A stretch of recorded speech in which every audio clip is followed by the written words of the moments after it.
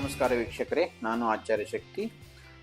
ನಾನು ಹಿಂದಿನ ವಿಡಿಯೋದಲ್ಲಿ ನಾನು ನಿಮಗೆ ನೇಮ್ ನಂಬರ್ 2 ಬಗ್ಗೆ ಅಂದರೆ ಬರ್ತ್ ಡೇಟ್ 2 ಬಗ್ಗೆ ತಿಳಿಸ್ಕೊಟ್ಟಿದ್ದೆ. ಹೇಗೆ ನೇಮ್ ನಂಬರ್ನ ಯಾವ ನಂಬರ್ನ ಚೂಸ್ ಮಾಡ್ಕೋಬೇಕು ಅಂತ. ಈ ಒಂದು ಸಂಚಿಕೆಯಲ್ಲಿ ನಾನು ನಂಬರ್ 3 ಬಗ್ಗೆ ಅಂದರೆ 3, 12, 21, 30 3, 12, 21, 30 ಈ ಬರ್ತ್ ಡೇಟ್ಸ್ ಸೀರೀಸಲ್ಲಿ ಹುಟ್ಟಿರುವಂಥವ್ರಿಗೆ ಸಾಮಾನ್ಯವಾಗಿ ಯಾವ ಸಂಖ್ಯೆಯಿಂದ ನೇಮ್ ನಂಬರ್ನ ಮ್ಯಾಚ್ ಮಾಡ್ಕೊಳ್ಬೇಕು, ನ್ಯೂಮರಾಲಜಿ ಪ್ರಕಾರ ನೇಮ್ ನಂಬರ್ ಹೇಗೆ ನೀವು ಕರೆಕ್ಷನ್ ಮಾಡ್ಕೊಳ್ಬೇಕು. ಇನ್ ಕೇಸ್ ಏನಾದರೂ ನಾನು ಹೇಳುವಂಥ ಕಾಂಬಿನೇಷನಲ್ಲಿ ಪ್ರಕಾರ ನಿಮ್ಮ ನೇಮ್ ನಂಬರ್ ಇಲ್ಲ ಅಂತ ಹೇಳಿದ್ರೆ ದಯವಿಟ್ಟು ಆಲ್ಫಾಬೆಟಿಕಲಿ ನೀವು ಅದೇ ನೇಮನ್ನು ಆಲ್ಟ್ರೇಷನ್ನು ಮಾಡ್ಕೊಳ್ಬಹುದು. ಓಕೆ, ಈಗ ನೋಡಿ 3, 12, 21, 30 ಅಂತ ಹೇಳಿದ್ರೆ ಏನಾಗ್ತದೆ, ಆಡಳಿತ ಗ್ರಹ ಬಂದು ಗುರು. Okay, Jupiter. ಈಗ ಈ ಒಂದು ಬರ್ತ್ ಡೇಟ್ ಸೀರೀಸಲ್ಲಿ ಹುಟ್ಟಿರುವಂಥವ್ರಿಗೆ ಮೂಲಾಂಕದಲ್ಲಿ ಅಂದರೆ ಬರ್ತ್ ಡೇಟಲ್ಲಿ 3, 12, 21, 30 ಇಲ್ಲ ಯಾವುದಾದ್ರೂ ನಂಬರ್ ಬರುತ್ತೆ. ಬಟ್ ಏನಾಗ್ತದೆ, ಡೆಸ್ಟಿನಿ ನಂಬರಲ್ಲಿ ಚೇಂಜಸ್ ಆಗ್ತಾ ಹೋಗುತ್ತೆ. ಡೆಸ್ಟಿನಿ ನಂಬರ್ನಲ್ಲಿ 1 ರಿಂದ 9 ಸಂಖ್ಯೆವರೆಗೂ ಯಾವುದಾದ್ರೂ ಒಂದು ಕಾಂಬಿನೇಷನ್ ಸೀರೀಸ್ ಬರ್ಬೋದು. ಓಕೆ, 33 ಬರ್ಬೋದು, ಆಮೇಲೆ 21 ಬರ್ಬೋದು, 30 ಬರ್ಬೋದು, ಅಥವಾ 3 ಸಂಖ್ಯೆ ಸಂಯೋಗ ಬರೋ ಥರ ಯಾವುದಾದ್ರೂ ಒಂದು ಕಾಂಬಿನೇಷನ್ನು ನಿಮಗೆ ಬರಬಹುದು. ಓಕೆ, ಈ ಥರ ಒಂದು ಕಾಂಬಿನೇಷನಲ್ಲಿ ಸಿಂಗಲ್ ಡಿಜಿಟಲ್ಲಿ ಬರುವಂಥ ನಂಬರ್ನ ನಾವು ಫೈನಲ್ ಮಾಡ್ಕೊಳ್ಬೇಕು, ಚೂಸ್ ಮಾಡ್ಕೊಳ್ಬೇಕು ಅನ್ನೋದು ತುಂಬ ಒಂದು ಮಹತ್ವದ್ದಾಗಿರುತ್ತೆ. ಈಗ ನೋಡಿ, ಬರ್ತ್ ಡೇಟಲ್ಲಿ 3 ಇತ್ತು, ಡೆಸ್ಟಿನಿನಲ್ಲಿ 1 ಇತ್ತು ಅಂತ ಹೇಳಿದ್ರೆ, ಅಂದರೆ ಸಿಂಗಲ್ ಡಿಜಿಟಲ್ಲಿ 1 ಬಂದಿತ್ತು ಅಂದರೆ 3-1 ಕಾಂಬಿನೇಷನ್ ಅಂತ ಹೇಳ್ತೀವಿ. ಈ ಥರ ಒಂದು ಸಂಯೋಗದಲ್ಲಿ ಏನಾಗ್ತದೆ, ನೇಮ್ ನಂಬರ್ ಸಿಂಗಲ್ ಡಿಜಿಟಲ್ಲಿ ನಂಬರ್ 9 ಬರೋ ಥರ ನೀವು ಚೂಸ್ ಮಾಡ್ಕೊಳ್ಬೇಕಾಗ್ತದೆ.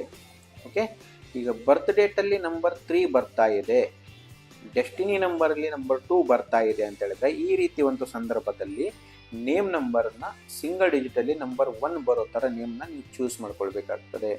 ಓಕೆ, ಈಗ ಬರ್ತ್ ಡೇಟಲ್ಲಿ 3 ಇದ್ದು ಡೆಸ್ಟಿನಿನಲ್ಲಿಯೂ ಸಹ 3 ಬರ್ತಾ ಇದ್ರೆ, 2 ಸಿಮಿಲರ್ ಬರ್ತಾ ಇದ್ರೆ ನಾವೇನು ಮಾಡಬೇಕಾಗ್ತದೆ, ನೇಮ್ ನಂಬರ್ 1 ಇಂದ ಚೂಸ್ ಮಾಡ್ಕೊಳ್ಳೋದು ತುಂಬ ಒಳ್ಳೆಯದು. ಆಮೇಲೆ ಬರ್ತ್ ಡೇಟಲ್ಲೇ 3 ಇದ್ದು ಡೆಸ್ಟಿನಿನಲ್ಲಿ ನಂಬರ್ 4 ಬರ್ತಾ ಇದ್ರೆ, ಈ ಥರ ಒಂದು ಕಾಂಬಿನೇಷನಲ್ಲಿ ಅಗೇನ್ ನೀವು ನಂಬರ್ 3 ಇಂದ ನೇಮ್ ಚೂಸ್ ಮಾಡ್ಕೊಳ್ಳೋದು ತುಂಬ ಒಳ್ಳೆಯದು. ಬರ್ತ್ ಡೇಟಲ್ಲಿ ನಂಬರ್ 3 ಇದ್ದು ಡೆಸ್ಟಿನಿನಲ್ಲಿ ನಂಬರ್ 5 ಬರ್ತಾ ಇದ್ರೆ, ಈ ಥರ ಒಂದು ಕಾಂಬಿನೇಷನ್ಗೆ ನಂಬರ್ 4 ಇಂದ ನೇಮ್ ನಂಬರ್ನ ಚೂಸ್ ಮಾಡ್ಕೊಳ್ಳಿ. ಇದರಿಂದ ಏನಾಗ್ತದೆ, ತುಂಬ ಒಂದು ಬ್ಯಾಲೆನ್ಸಿಂಗ್ ಆಗಿರುತ್ತೆ. ಬರ್ತ್ ಡೇಟಲ್ಲಿ 3 ಬರ್ತಾ ಇದೆ, ಡೆಸ್ಟಿನಿನಲ್ಲಿ 6 ಬರ್ತಾ ಇದ್ರೆ, ನಂಬರ್ 9 ಇಂದ ಮ್ಯಾಚ್ ಮಾಡ್ಕೊಳ್ಳೋದು ತುಂಬ ಒಂದು ಒಳ್ಳೆ ಕಾಂಬಿನೇಷನ್ ಅಂತ ಹೇಳ್ತೀವಿ. ಬರ್ತ್ ಡೇಟಲ್ಲಿ 3 ಇದ್ದು ಡೆಸ್ಟಿನಿನಲ್ಲಿ ನಂಬರ್ 7 ಬರ್ತಾ ಇದ್ರೆ, ಈ ಥರದ್ದು ಒಂದು ಕಾಂಬಿನೇಷನಲ್ಲಿ ಏನಾಗ್ತದೆ, ಎಸ್ಪೆಷಲಿ 3 and 7 ಕಾಂಬಿನೇಷನ್ ಬಂದಾಗ ನೀವು ನಂಬರ್ 3 ಬರೋ ಥರನಾದರೂ ನೇಮ್ ನಂಬರ್ ಚೂಸ್ ಮಾಡ್ಬೋದು, ನಂಬರ್ 7 ಬರೋ ಥರನಾದರೂ ನೇಮ್ ನಂಬರ್ ಚೂಸ್ ಮಾಡ್ಬೋದು. ಬಟ್ ಇಲ್ಲಿ ನನ್ನ ಪ್ರಕಾರ ಏನಂದರೆ, ನಂಬರ್ 7 ಇಂದ ನೀವು ನೇಮ್ ನಂಬರ್ ಚೂಸ್ ಮಾಡ್ಕೊಳ್ಳೋದು ತುಂಬ ಒಂದು ಒಳ್ಳೆ ಕಾಂಬಿನೇಷನ್ ಆಗುತ್ತೆ. ಬರ್ತ್ ಡೇಟಲ್ಲಿ 3 ಇದ್ದು ಡೆಸ್ಟಿನಿನಲ್ಲಿ ನಂಬರ್ 8 ಬರ್ತಾ ಇದ್ದರೆ, ಡೆಸ್ಟಿನಿನಲ್ಲಿ ನಂಬರ್ 8 ಬರ್ತಾ ಇದೆ ಅಂತ ಹೇಳಿದ್ರೆ ಏನಾಗ್ತದೆ, ಸಾಮಾನ್ಯವಾಗಿ ಇಲ್ಲಿ ನಂಬರ್ 3 ಇಂದ ನೇಮ್ ನಂಬರ್ನ ನೀವು ಚೂಸ್ ಮಾಡ್ಕೊಳ್ಳೋದು ತುಂಬ ಒಂದು ಒಳ್ಳೆ ಕಾಂಬಿನೇಷನ್ ಆಗುತ್ತೆ. ಬರ್ತ್ ಡೇಟಲ್ಲಿ 3 ಇದ್ದು ಡೆಸ್ಟಿನಿನಲ್ಲಿ ನಂಬರ್ 9 ಬರ್ತಾ ಇದ್ದರೆ, ಈ ಥರ ಒಂದು ಕಾಂಬಿನೇಷನ್ ಸಂಯೋಗ ಬರ್ತಾ ಇದ್ದರೆ ನೀವು ನಂಬರ್ 8 ಇಂದ ನೇಮ್ ನಂಬರ್ನ ಚೂಸ್ ಮಾಡ್ಕೊಳ್ಳೋದು ತುಂಬ ಒಂದು ಒಳ್ಳೆ ಕಾಂಬಿನೇಷನ್ ಆಗುತ್ತೆ. ಈ ರೀತಿ ನಿಮ್ಮ ನೇಮ್ ನಂಬರ್ನ ನೀವು ಚೆಕ್ ಮಾಡ್ಕೊಳ್ಳಿ ಆಲ್ಫಾಬೆಟಿಕಲಿ. ಇನ್ ಕೇಸ್ ಏನಾದರೂ ಹೆಚ್ಚಿನ ಮಾಹಿತಿಗಳು ಬೇಕಾಗಿದ್ದರೆ ನಮ್ಮನ್ನು ಸಂಪರ್ಕಿಸಿ. ಅದರಲ್ಲಿ ಏನಾಗ್ತದೆ, ತುಂಬ ಒಂದು ಹೊಸ ವಿಷಯಗಳು ನಿಮಗೆ ತಿಳಿಯುತ್ತೆ. ಹೇಗೆ ಈಸಿಯಾಗಿ ನಾವು ನೇಮನ್ನ ಚೂಸ್ ಮಾಡ್ಕೊಳ್ಬೇಕು.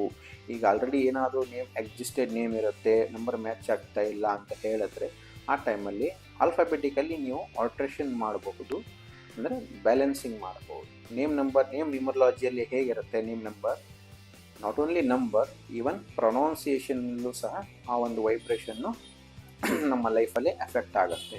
ಹೀಗಾಗಿ ನೇಮ್ ನ್ಯೂಮರಾಲಜಿಯಲ್ಲಿ ಏನಾಗ್ತದೆ, ಸ್ಪೆಸಿಫಿಕ್ ಆಗಿ ಒಂದು ಬರ್ತ್ ಡೇಟ್ ಮತ್ತು ಅಂದರೆ driver number, destiny number name number. ಇದು ಹೇಗಿರಬೇಕು ಅಂತ ಹೇಳಿದ್ರೆ, ಒಂದು ಟ್ರಯಾಂಗಲ್ ಸೀರೀಸು ಕಾಂಬಿನೇಷನ್ ಬ್ಯಾಲೆನ್ಸಿಂಗ್ ಆಗಿರಬೇಕು. ಆವಾಗಲೇ ಮಾತ್ರ ಏನಾಗ್ತದೆ, ನಮ್ಮ ಜೀವನದಲ್ಲಿ ಬರುವಂಥ ಅಪ್ಸ್ ಆ್ಯಂಡ್ ಡೌನ್ಸ್ ಏನಿರುತ್ತಲ್ಲ, ಪ್ರತಿಯೊಂದು ಹರ್ಡಲ್ಸ್ಗೂ ಒಂದು ಬ್ಯಾಲೆನ್ಸ್ ಸಿಚುವೇಶನ್ನ ಬ್ಯಾಲೆನ್ಸ್ ಮಾಡುವಂಥ ಒಂದು ಮೈಂಡಲ್ಲಿ ಕ್ರಿಯೇಟಿವಿಟಿ ಬರುತ್ತೆ. ಇದರ ಒಂದು ಲಾಭ ಹೀಗೆ ಇರೋದ್ರಿಂದ ನೀವೇನಾಗ್ತದೆ, ನೇಮ್ ನಂಬರ್ನ ಸರಿಯಾಗಿ ತಿಳ್ಕೊಂಡು ಕರೆಕ್ಷನ್ ಮಾಡ್ಕೊಳ್ಳಿ. ಓಕೆ, ನನ್ನ ಇನ್ನೂ ಹೆಚ್ಚಿನ ವಿಡಿಯೋಗಳು ಬರ್ತಾ ಇರುತ್ತೆ. ವೇದಿಕೆ ಅಸ್ಟ್ರೋ ಅಕಾಡೆಮಿ ಚಾನಲ್ನ ಸಬ್ಸ್ಕ್ರೈಬ್ ಮಾಡ್ಕೊಳ್ಳಿ. ಹಿಂದಿ ವರ್ಷನಲ್ಲಿ ಏನಾದರೂ ನೋಡಬೇಕು ಅಂತ ಹೇಳಿದ್ರೆ ಆಚಾರ್ಯ ಶಕ್ತಿ ಹಿಂದಿ ವರ್ಷನಲ್ಲಿ ಯೂಟ್ಯೂಬ್ ಚಾನಲ್ ಇದೆ. ಅಲ್ಲೂ ಸಹ ನಿಮಗೆ ಹೆಚ್ಚಿನ ಮಾಹಿತಿಗಳು ಕನ್ನಡದಲ್ಲಿ ಹೇಳಿರುವಂಥದ್ದು ಹಿಂದಿ ವರ್ಷನಲ್ಲೂ ಸಿಗುತ್ತೆ. ಡಿಸ್ಕ್ರಿಪ್ಷನ್ ಬಾಕ್ಸಲ್ಲಿ ಇದರದ್ದು ಕಂಪ್ಲೀಟ್ ಎಕ್ಸ್ಪ್ಲನೇಷನ್ನ ನಾನು ಕೊಟ್ಟಿರ್ತೇನೆ. ಇವನ್ ನಮ್ಮ ವೆಬ್ಸೈಟಲ್ಲೂ ಸಹ ನೀವು ಇದರ ಒಂದು ವಿವರಣೆಯನ್ನು ನೋಡಬಹುದು. ನಮಸ್ಕಾರ ವೀಕ್ಷಕರೇ.